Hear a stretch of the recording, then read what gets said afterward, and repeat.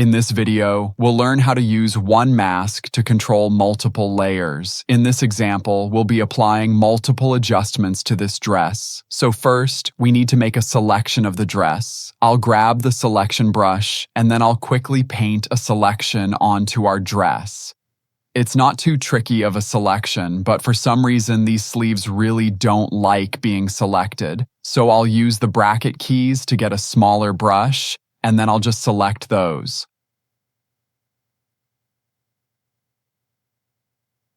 Okay, looks like I got the entire dress selected. Perfect. So now that that's selected, all I need to do is refine our mask. Remember, this automatically creates matte edges to our selection, which is great. I'll just apply that. And then with the selection still up, I'm going to apply an HSL adjustment so we can change the color. I'll just change the color of the dress. Let's drag this over, maybe make it a nice purple color. All right, that looks pretty good. I'll deselect with Command or Ctrl D, and now you can see a before and after of that adjustment. All right, next I want to brighten the dress. Is there a way that I could use the HSL adjustments mask for the brightness and contrast adjustment? I don't want to keep making the selection over and over again for every adjustment I want to add. Well, there is a super easy way.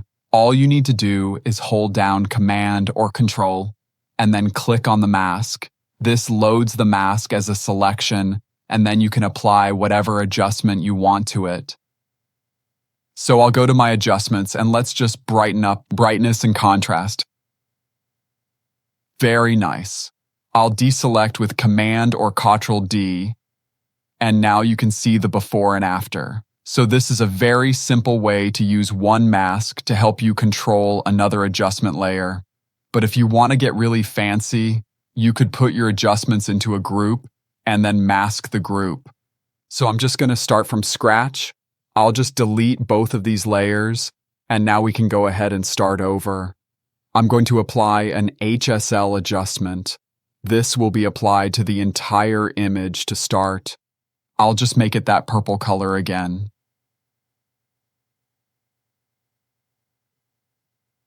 Then I'll brighten the photo. And then I'm going to place both of these layers in a group.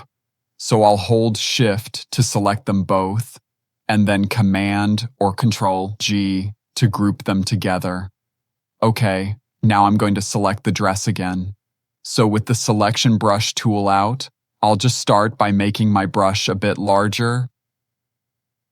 I'll click and drag to make my selection. Oops. So you can see it's not snapping to the edges, and that's because I had the group selected, not the dress layer. I'll deselect with Command or Ctrl D, and I'll make sure that this layer is selected so that I can click and drag and make a selection of the dress. Okay, with the selection made, let's press Refine so that we can make this a really nice, smooth, feathered selection. I'll press Apply, and now we have a beautiful selection made. But what do we do to it? Well, I want to apply a mask to this group, so all of these adjustments are only applied to the dress. So with the group selected, I'll go down to our masks. I'll apply a mask, and now this group has been masked. I'll press Command or Ctrl D to deselect, and you can see that all of the adjustments in this group are only being applied to the dress. The hanger is no longer being affected by this recoloring and brightening. And now that we've done that, we can add as many adjustments as we want to this group, and they'll only be isolated to the dress. So to show you this, I'm just going to select a layer that's inside the group, and I'll apply another adjustment on top of that. Let's go with the levels adjustment. I want to make this dress look brighter, so I'm going to bring the white level over. There we go. And you can see, again, this is only affecting the dress. It's that easy. And if you want to get really fancy, you can add masks to the adjustments inside of this masked group. I want to make just part of the dress brighter, so I'm going to add a brightness and contrast adjustment.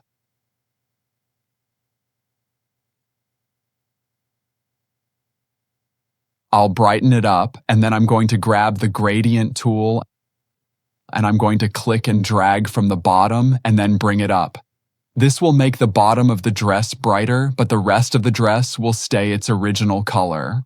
Alright, the reason I wanted to do this is because the original dress looked a bit darker toward the bottom, and this just evens out its coloring. But as you can see, this brightness is only affecting the dress, not the background.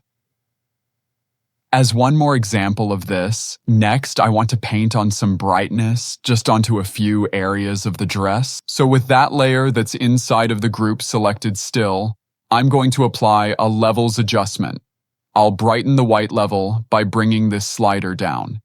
Let's bring it down quite a bit. Then I'm going to invert this layer so that this becomes invisible, and I'll do that with Command or Control-I. You can see now we have a black mask applied to this adjustment. So if I want to reveal this adjustment, all I need to do is grab the paintbrush and then paint in white paint over the areas that I want to reveal this brightness. And I think in this case, I actually want to paint this brightness over the highlights of the dress just to make it look a little bit more shiny and bright. So with a low flow, I think 16% looks good. I'm just going to click and drag to paint and add a little bit of brightness just to the highlights of the dress. And because this is masked onto the dress, I don't need to worry about painting outside the lines. This is doing nothing because my painting will only be clipped into the dresses group. Alright, and with that, I'm done with my painting so you can see the before and here's our after. And with the whole group, I'll just turn this off so you can see what our dress was before. And here's the after. Grouped masks are great if you need to apply multiple adjustments to the same place. I really like using this technique. It's really helpful. Now that you know even more about masks, in the next few videos, we're going to take a closer look at a couple of different types of masks.